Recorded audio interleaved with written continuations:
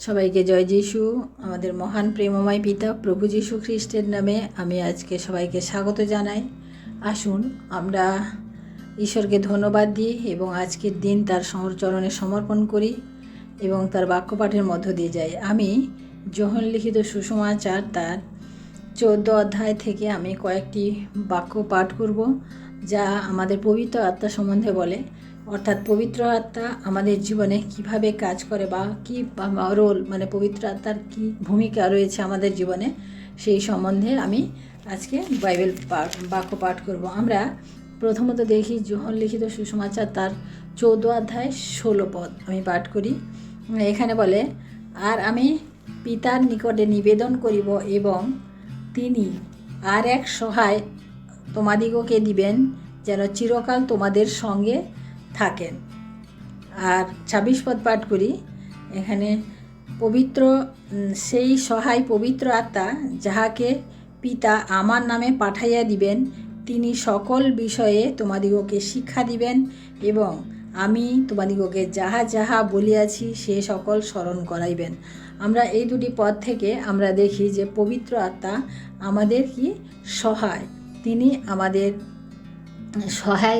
সহায়ক অথবা পরামর্শদাতা হিসাবে তিনি আমাদের জীবনে কাজ করেন। কারণ আমরা মানুষ, বা আমরা বিশেষ করে আমরা প্রত্যেক খ্রিস্টীয় ভাই বোনেরা আমরা প্রত্যেকে জানি যে আমরা নিজেদের জীবন আমরা একা একা নিজেরা চলতে পারি না। কারণ ঈশ্বরের যদি ইচ্ছা অনুগ্রহ আমাদের জীবনে না থাকে বা ঈশ্বরকে যদি আমরা সাথে না রাখি, তাহলে আমরা আমাদের জীবনকে চালাতে পারি না। তাই পবিত্র আত্মা আমাদের কিভাবে সহায়তা করে বা কীভাবে কোন কোন ক্ষেত্রে আমাদেরকে সহায়তা করে, আমরা সেটা যদি দেখি যে আমাদের কার্যক্ষেত্রে আমরা যেখানে কাজ করি সেখানেও যদি আমরা পবিত্র আত্মার পবিত্র আত্মার সাহায্য চাই, সেখানেও আমাদেরকে সাহায্য করে। আমরা বাচ্চাদের পড়াশোনার ক্ষেত্রে, আমরা পরিবারের ক্ষেত্রে, আমরা সমস্ত জায়গায় আমরা পবিত্র আত্মার সাহায্য আমরা নিতে পারি। কারণ পবিত্র আত্মা ছাড়া কোনো কিছু সম্ভব না। আমরা যদি ভালো মা হতে চাই বা ভালো বাবা হতে চাই, তাহলে কিন্তু আমাদের একমাত্র পবিত্র আত্মাই ভরসা। কারণ তিনি যদি আমাদেরকে সাহায্য না করেন, তাহলে কিন্তু আমরা তা করতে পারি না।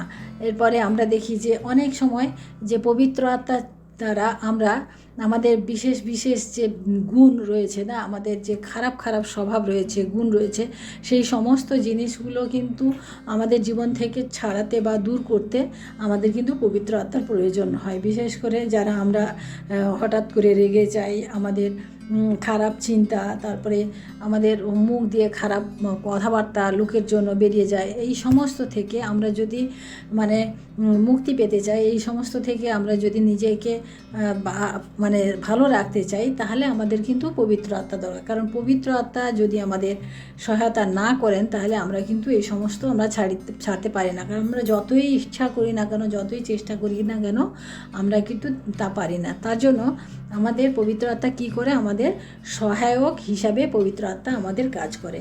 দ্বিতীয়ত দেখি যে পবিত্র আত্মা আমাদের শিক্ষক হিসাবে কাজ করে।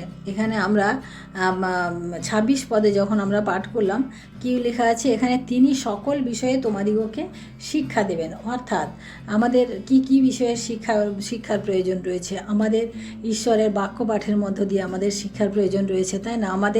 আমরা অনেক সময় কি করি? আমরা ঈশ্বরের বাক্য পাঠ করি, ঈশ্বরের বাক্য শুনি, অথচ আমরা কিছু মনে রাখতে পারি না বা কোনো কিছু বুঝতে পারি না। সেই ক্ষেত্রে আমরা যদি পবিত্র আত্মার সাহায্য চাই, পবিত্র আত্মাকে যদি আমরা আমাদের জীবনে আমরা যাচনা করি, তাহলে কিন্তু আমরা তা করতে সমর্থ হই। এখানে আমরা দেখি যে পবিত্র আত্মা আমাদের জীবনে শিক্ষক হিসেবে কাজ করে। কারণ পবিত্র আত্মা আমাদেরকে নানান বিষয়ে আমাদেরকে শিক্ষা দেয়। আমাদের কিভাবে কথাবার্তা বলতে হবে সে বিষয়ে আমাদেরকে শিক্ষা দেয়। আমরা কিভাবে অন্যকে উৎসাহিত করব সেভাবে শিক্ষা দেয়। আমরা কিভাবে ঈশ্বরের বাক্যকে মনে রাখবো সেভাবে আমাদের শিক্ষা দেয়। বিভিন্ন বিষয়ে, বিভিন্ন ক্ষেত্রে আমাদের কিন্তু পবিত্র আত্মা ছাড়া আমাদের কিন্তু চলে না। কারণ পবিত্র আত্মা আমাদের শিক্ষক হিসেবে কাজ করে। আমাদেরকে এখানে আরও বলা হয়েছে এই 26 পদে যে আমি তোমাদিগকে যাহা যাহা বলিয়াছি সে সকল স্মরণ করাইয়া দিবেন যখন পবিত্র আত্মা আসবে। আমাদের মধ্যে যদি পবিত্র আত্মা চলে আসে বা আমাদের মধ্যে যদি পবিত্র আত্মা থাকে, তাহলে কী হবে? যে আমরা যে যে বিষয়ে যিশু আমাদিগকে বলে গেছেন সেই বিষয়ে তিনি কিন্তু আমাদিগকে স্মরণ করিয়ে দেবেন। আর তিনি কি বলেছেন, তিনি ঈশ্বর সম্বন্ধে বলে গেছেন, তিনি পিতা সম্বন্ধে বলেছেন। আমরা এই সমস্ত বিষয়ে তিনি সমস্ত কিছু বিষয়ে আমাদেরকে কি যিশু বলে গেছেন না, আমাদেরকে কিভাবে চলতে হবে, কিভাবে আমাদের জীবনযাপন করতে হবে, সমস্ত বিষয়ে বলেছেন। এবং সেই বিষয়গুলি আমরা যেহেতু এখন আমাদের সাথে যিশু নেই, আমরা কি করি, আমরা ভুলে যাই। আমরা ঈশ্বরের বাক্যকে পাঠ করি না, আমরা মনে রাখারও চেষ্টা করি না। কিন্তু আমাদের সময়ে মানে কার্যক্ষেত্রে বা আমাদের যখন সময় আসে তখন কিন্তু এই বাক্য স্মরণ করিয়ে দেওয়া হচ্ছে, পবিত্র আত্মা আমাদিগকে স্মরণ করিয়ে দেয়। কারণ আমরা অনেক সময় নিজের মনে না, অনেক সময় আমরা ঈশ্বরের বাক্য বলতে থাকি বা কোনো সময় নিজের মনে গান করতে থাকি। এই সমস্ত কিন্তু আমাদের নিজে নিজে হয় না, কিন্তু সেটা আমাদের পবিত্র আত্মা আমাদের সহায় আছেন বলে পবিত্র আত্মা আমাদিগকে তা স্মরণ করিয়ে দেয়। আমরা আরেকটি বিষয় এখানে দেখি যে যোহন লিখিত সুসমাচার 16 অধ্যায় আমরা 13 পদ যখন পাঠ করব, এখানে লেখা আছে কি, আর তোমরা যাহা কিছু আমার নামে যাচনা করিবে তাহা আমি সাধন করিব, যেন পিতা পুত্রে মহিমান্বিত হয়। অর্থাৎ এখানে আমরা দেখি যে পবিত্র আত্মা, আমি ভুল পদ পড়লাম, 13 পদ এখানে এটা বলে, পরন্তু তিনি সত্যের আত্মা, যখন আসিবেন তখন পথ দেখাইয়া তোমাদিগকে সমস্ত সত্যে লইয়া যাইবেন। কারণ তিনি আপনা হইতে কিছু বলিবেন না, কিন্তু যাহা যা শুনেন তাহাই বলিবেন এবং আগামী ঘটনাও তোমাদিগকে জানাইবেন। অর্থাৎ পবিত্র আত্মা কি বলে, আমাদিগকে সত্যের আত্মা, তিনি যখন আসবেন তখন আমাদের সমস্ত সত্য তিনি আমাদিগকে জানাবেন। অর্থাৎ কিভাবে আমাদিগকে ঈশ্বরের পথে এগোতে হবে সেই পথ তিনি দেখাবেন, এবং কিভাবে আমাদেরকে মানে ঈশ্বরের বাক্য মনন করতে হবে সেগুলোও তিনি শেখাবেন।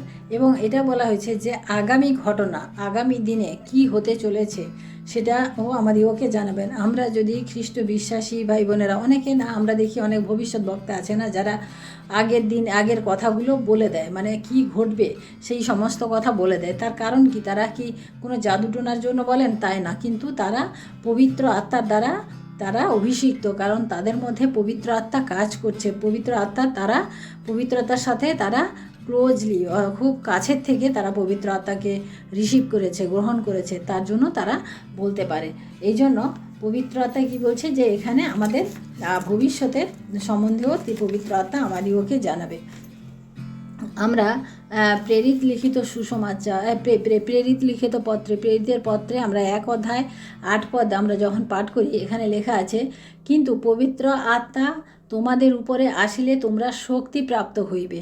সাধু পৌল এখানে আমাদেরকে কি বলছেন যে পবিত্র আত্মা থেকে আমরা কি পাই, শক্তি পাই, সামর্থ্য পাই। যখন আমাদের জীবনে আসবে আমরা শক্তি পাই। আমরা যেখানে ভয় করছিলাম, যেখানে ভীত ছিলাম, যেই ক্ষেত্রে আমাদের একটা সন্দেহ ছিল, সেক্ষেত্রে আমরা শক্তি পাবো।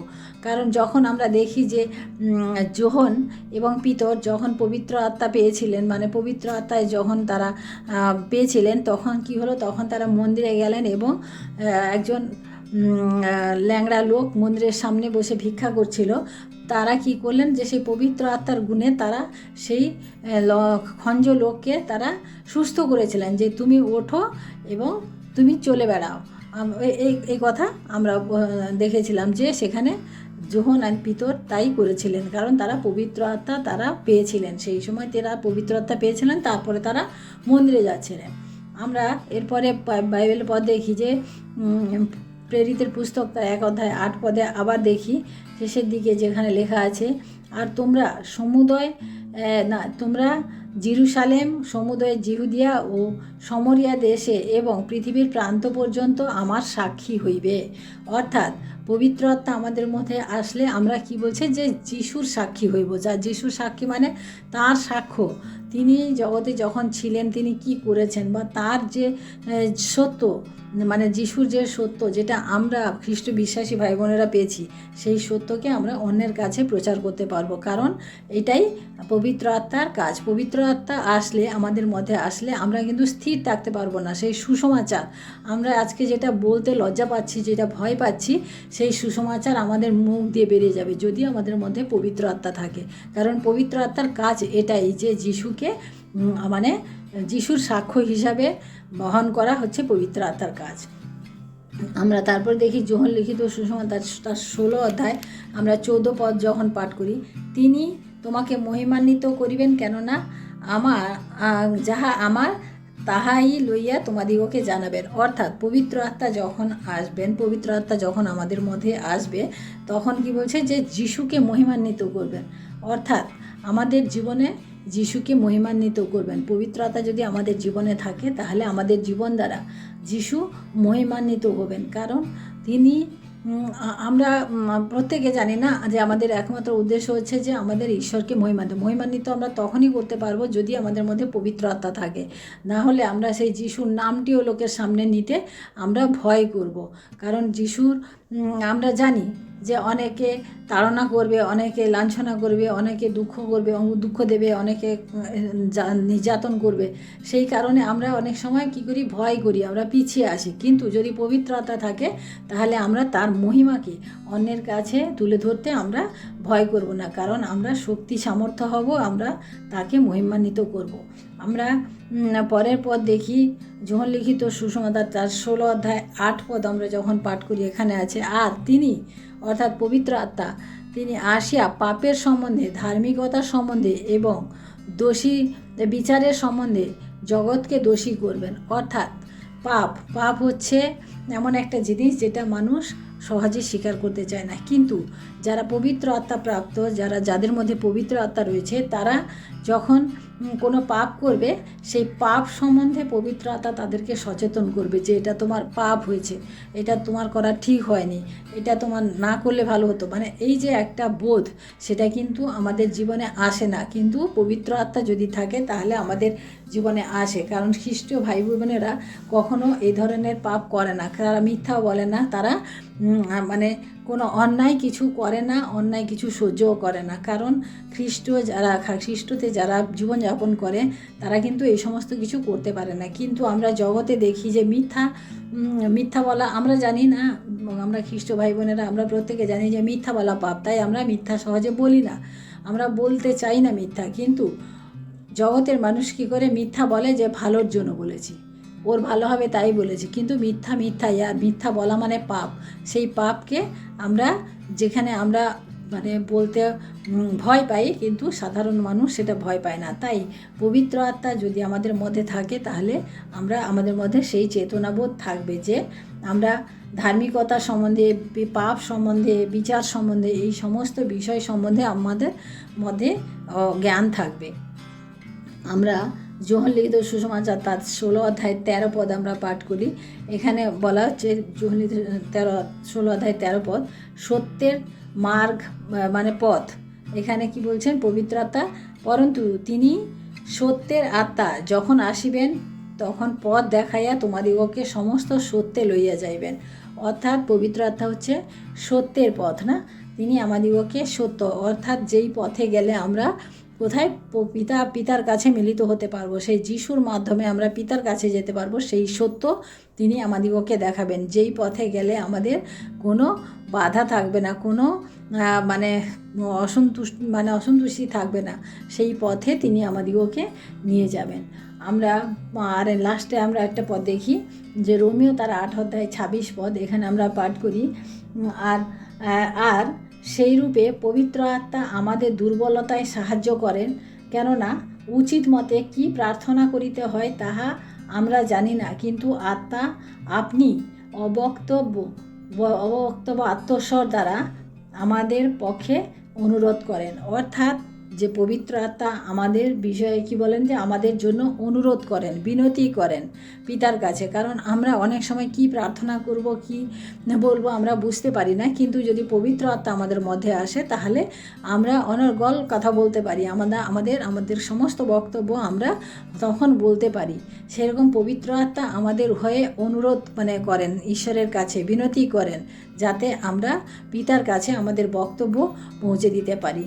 তাই প্রিয় ভাই বোনেরা, আমরা আজকে যে বিষয়ের পরে পাঠ করলাম, যে পবিত্র আত্মা আমাদের জীবনে কি ভূমিকা থাকে, সেই বিষয়ে আমি শর্ট করে আমি সব পয়েন্টগুলো বলে দিই। পবিত্র আত্মা হচ্ছে আমাদের সহায়ক বা পরামর্শদাতা, পবিত্র আত্মা আমাদের শিক্ষক, পবিত্র আত্মা আমাদেরকে স্মরণ করিয়ে দেয় আমাদের, আর পবিত্র আত্মা হচ্ছে যে আগামী দিনে কি ঘটবে তা আমাদিগকে জানতে সাহায্য করে। পবিত্র আত্মা আমাদের শক্তি দেয়।